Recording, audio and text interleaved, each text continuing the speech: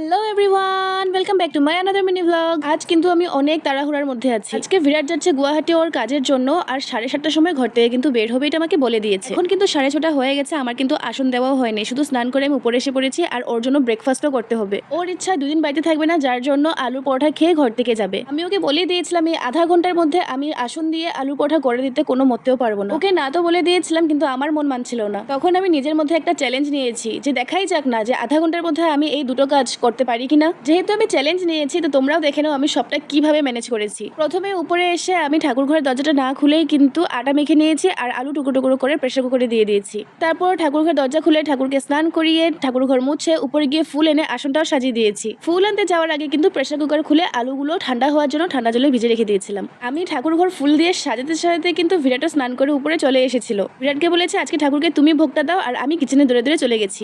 কিচেনে ঢুকে পেঁয়াজ কেটে আলুটা মেখে আমি কিন্তু ধমাধম করে দুটো আলু পরোটাকে করে দিয়েছি, তার সাথে একটা ডিম অমলেট। আর ওকে সার্ভ করেছি পুরোপুরি 7:10-এ।